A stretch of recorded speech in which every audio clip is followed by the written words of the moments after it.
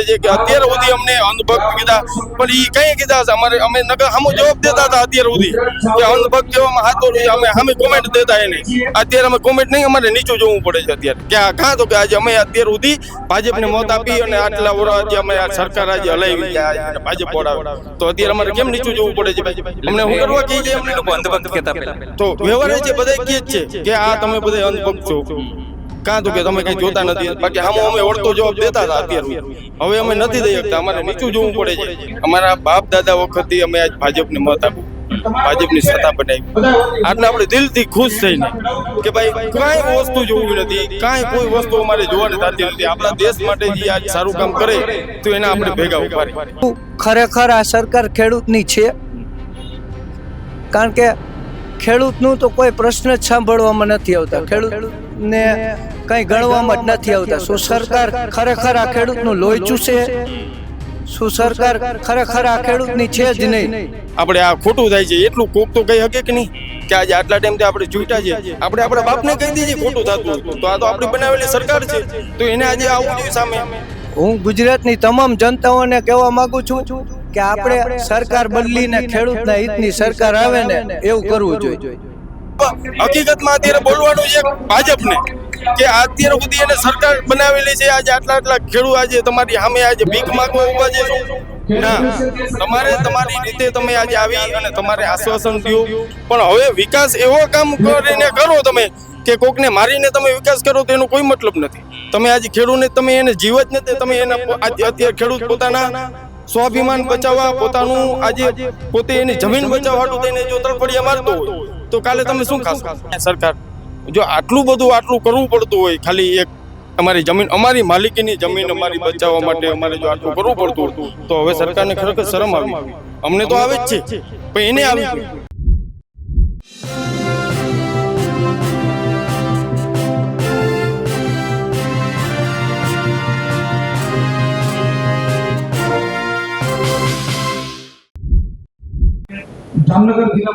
આપણી સાથે જામનગરથી જે ખેડૂતો આવ્યા છે, યુવા ખેડૂતો, એમની સાથે વાત કરીશું. અત્યારે તમે અહીં સ્ટેજ ઉપર ભાષણ આપીને ભાજપનો રોષ વ્યક્ત કરતા હતા, કેમ આવું છે? એમાં એવું છે, આજે હું એમ કહું કે અમારા બાપ દાદા વખતથી અમે આજ ભાજપને મત આપ્યું, ભાજપની સત્તા બનાવી, આટલે આપણે દિલથી ખુશ થઈને કે ભાઈ કાંઈ વસ્તુ જોવી નથી, કાંઈ કોઈ વસ્તુ અમારે જોવાની થતી નથી. આપણા દેશ માટે જે આજ સારું કામ કરે તો એના આપણે ભેગા ઉભા રહીએ. બરોબર, પણ અત્યારે જે પોઝિશન એવી ઊભી છે કે આજે આટલા ખેડૂતને મરજી વિરુદ્ધ, હું એમ કહું સરકારનું એક કોઈ પણ કાંઈક તો સામું આવવું જોઈએ ને, કાંઈ કે કોઈ પણ એને એક બાજુ તરફી વાત કરે કે ભાઈ ના ખેડૂતના હિતમાં કાંઈક બે શબ્દ આપણે આ ખોટું થાય છે એટલું કોક તો કહી શકે કે નહીં કે આજે આટલા ટાઈમથી આપણે ચૂંટ્યા છે, આપણે આપણા બાપને કહી દઈએ ખોટું થતું હોય તો આ તો આપણી બનાવેલી સરકાર છે, તો એને આજે આવવું જોઈએ સામે. હું એમ કહું છું કે એને કેવું જોઈએ બે શબ્દ કે આ ખોટું થાય છે, પણ કેમ કોઈ બોલતા નથી? એક સભ્ય ચૂપ છે. કોંગ્રેસ હોય તો ભલે કે આમ આદમી હોય તો ભલે, કોઈ પણ હોય, એ તો બધા પોતાના રોટલા જ શેકે છે, એ તો સ્વાભાવિક છે. અત્યારે દાયજા ઉપર ડામ આવે છે, બરોબર. હકીકતમાં અત્યારે બોલવાનું છે ભાજપને કે અત્યાર સુધી એને સરકાર બનાવેલી છે, આજે આટલા ખેડૂત આજે તમારી સામે આજે ભીખ માંગવા ઉભા છે. શું ના, તમારે તમારી રીતે તમે આજે આવી અને તમારે આશ્વાસન દો, તમે એના માટે કાંઈક બે શબ્દ બોલી જાઓ કે ભાઈ અમે અટલ બિહારી વાજપેયીને અહીંયાથી યાદ કર્યા. કેમ? અટલ બિહારી વાજપેયીને યાદ કરવા જ પડે ને, એ માણસ સાચો હતો. અને આને તો અત્યારે તો શું છે કે બસ દરેક અટલ બિહારી વાજપેયી ગયો, પછી લાલકૃષ્ણ અડવાણી ગયો, આ બધા આપણે કેશુભાઈ પટેલ છે, આ બધા એક હતા, ખેડૂત માટે જીવતા હતા, ખેડૂત માટે કામ કરતા હતા. હવે અત્યારે આ બધું શું છે? બધું ઉલટું. અત્યાર સુધી સરકાર એની અત્યાર સુધી ટકી જાય છે એના માટે કે આ અત્યારે સુધી બધાનું સાથે મળી અને વિકાસના કામ કર્યા, એમાં નાની આપણે માની છે, આપણે ઘણો વિકાસ કર્યો છે. પણ હવે વિકાસ એવો કામ કરીને કરો તમે કે કોકને મારીને તમે વિકાસ કરો તો એનો કોઈ મતલબ નથી. તમે આજે ખેડૂતને તમે એને જીવ જ નથી, તમે એના અત્યારે ખેડૂત પોતાના સ્વાભિમાન બચાવવા, પોતાનું આજે પોતે એની જમીન બચાવવા હાટું થઈને જો તડફડિયા મારતો હોય તો કાલે તમે શું ખાશો? તો એ પણ એક મુદ્દો છે. હું એમ કહું છું કે તમારે બિનખેતી કરી રાખવી છે, કાયમ નવી બિનખેતી થાય, પણ જમીન વધવાની છે, ક્યાંયથી વધવાની નથી. તો આજે કાલે જમીન જ નહીં રહે તો તમે ખાશો શું? તો એના માટે કાંઈક તો કરો. તમે બધું કરો, બિઝનેસમેન માટે કરો, બેંકો ખોલી નાખો છો તમે, કાંઈક દેવા માફ કરી દો છો. ખેડૂત માટે શું કર્યું તમે? ખેડૂત માટે પણ કાંઈક એને માટે કાંઈક ઈ પરવડે. એને આપણે એમ કહીને કે ભાઈ કોઈ પણ વસ્તુ હોય, આપણે છોકરો હોય તો એને આપણે જીવાડવા માટે, એને સારી પરવરિશ માટે આપણે ન થાય એટલું, જેટલું થાય એટલું આપણે કરીએ છીએ. તો આજે આ ખેડૂતને એમ જ સાચવવું પડે એમ છે, નકર કાલે જમીન રહેશે નહીં અને કોઈ ખેડૂત રહેશે નહીં તો તમે ખાશો શું? પછી બનાવજો તમારી કંપની વાળાઓને કહેજો બનાવે અનાજ તમારા મશીનમાં. એ તો નથી થવાનું કાંઈ. તો એના હાટું થઈને આજે અમારે કેવું પડે છે કે અત્યાર સુધી અમને અંધભક્ત કીધા, પણ એ કઈ કીધા છે અમારે, અમે નકર સામો જવાબ દેતા હતા અત્યાર સુધી કે અંધભક્ત કહેવામાં હાથો અમે સામે કોમેન્ટ દેતા એને. અત્યારે અમે કોમેન્ટ નહીં, અમારે નીચું જોવું પડે છે અત્યારે કે કાં તો કે આજે અમે અત્યાર સુધી ભાજપને મત આપી અને આટલા વર્ષ આજે અમે આ સરકાર આજે હલાવી જાય અને ભાજપ વડાવે, તો અત્યારે અમારે કેમ નીચું જોવું પડે છે ભાઈ? અમને શું કરવા કહે છે? અમને લોકો અંધભક્ત કહેતા પહેલા તો વ્યવહાર છે બધા કહે જ છે કે આ તમે બધા અંધભક્ત છો, કાં તો કે તમે કઈ જોતા નથી. બાકી સામો અમે વળતો જવાબ દેતા હતા અત્યાર સુધી, હવે અમે નથી દઈ શકતા, અમારે નીચું જોવું પડે છે. કાં તો કે હવે સાચું કહે છે, જે છે એ સાચું કહે છે. અત્યાર સુધી કેમ આંધળી થાય છે સરકાર? હવે એને આવું છું ને સામે, બસ એ જ મારે કેવું છે, બીજું શું કહ્યું હોય? તમારા લોકોનું બી આંખ ઉઘડી છે અત્યારે, એવું કે છે? આંખ ઉઘડી છે હજી, આપણે એવું જ છે હજી, હું માનું છું. પણ મોદી સાહેબ ને આપણે સ્વીકારી છીએ, પણ હું એમ કહું છું કોઈ ધારાસભ્ય, સંસદ સભ્ય કોઈ પણ હોય એને અત્યાર સુધીમાં ગુજરાતમાંથી કોઈ આગળ આવીને એમ કહેતું નથી કે આજે આપણે આ કામ કરશું. દાખલા તરીકે આપણે ભાઈ કાંતિભાઈ અમૃતિયાની વાત કરી, તમારા અહીંના જ છે, લોકલ જ, બરોબર છે. એને આશ્વાસન દઈ ગયા, પણ આજે એના ભાઈ અત્યારે ઉકળતાલ ઉપર જ છે, બરોબર છે. તો એ વસ્તુ એને સમજવી. હું એમ કહું સરકારને તમે રાજીનામા દો, આપણી સરકાર આવી જશે કોટણીએ.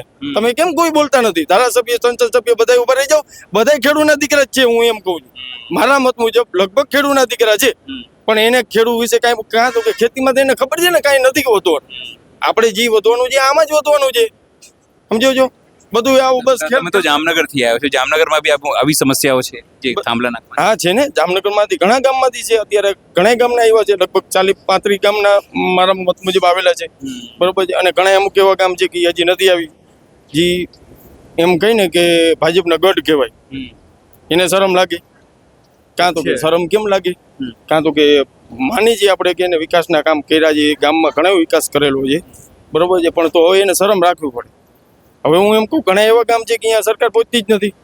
આજે હું એમ કહું કે અમારા લાવડિયા, અમારે આપણે જામનગરના સમાણા રોડ અમે કહી છીએ, આજ કેટલા ટાઈમથી રજૂઆત કરેલી છે, કોઈ જાતનું કાંઈ નથી થવાનું, કાંઈ થતું નથી. બસ આશ્વાસન આપે છે. ઘણા એક્સિડન્ટ છે, ઘણા મૃત્યુ પામ્યા છે, બરોબર છે.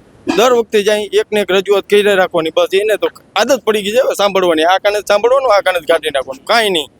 તમે બધા તમારી રીતે જ્યાં કીડા મકોડાની જેમ જીવો છો જીવો.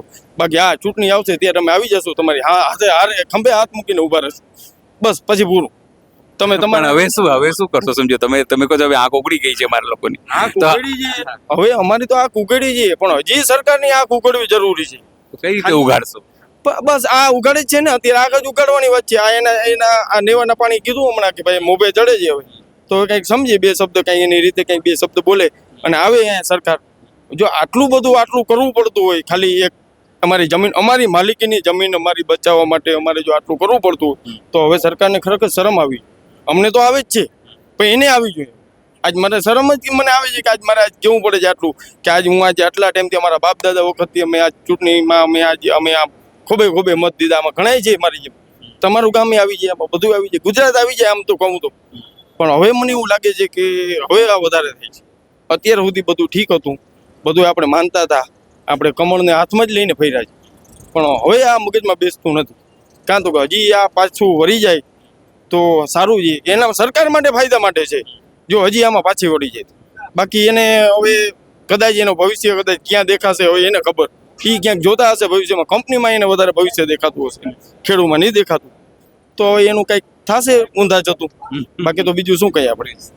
તો બીજા પણ આગેવાન છે, તમે કહેતા હતા કે અહીંયા કામ હજુ બી ચાલુ છે, સરકાર કહે છે કામ બંધ છે, કામ બંધ કરી દઈશું.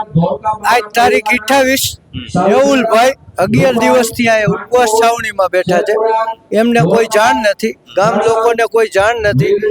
આ સર્વે નંબરના જેતપુરમાં આવે છે, સરપંચને કોઈ જાણ નથી. અને આ લોકો કહેવાય ને કે ચોરની જેમ કામ કરી રહ્યા છે. ચોરની જેમ એટલા માટે કહું છું કે કોઈને કઈ જાણ નથી, સરકારને પણ જાણ નથી શાયદ કે આ કંપની વાળા કામ કરી રહ્યા છે. આજે અમે 11:30 વાગે અહીંયા ગયા નેવુલભાઈના ખેતરમાં, તો કામ ચાલુ હતું. કૃષિ મંત્રી શ્રી, મુખ્યમંત્રી શ્રી, ઉર્જા મંત્રી શ્રી, મોરબી જિલ્લાના કલેક્ટર શ્રી બધાએ મૌખિકમાં જાહેરાત કરી છે કે કામ બંધ રહેશે, છતાં પણ આજે કામ ચાલુ છે. શું કંપની આ સરકારથી ઉપર છે? સરકાર કંપનીનું જ સાંભળે છે. સરકારમાં કાંઈ એવો દમ નથી કે સરકાર બોલે એ કંપની કરી શકે. શું આ ગુજરાતના મુખ્યમંત્રી સૂતા હે, એને કંઈ જાણ નથી એવું લાગે છે, કારણ કે આ કંપની એમને કામ તો ચાલુ જ રાખે છે.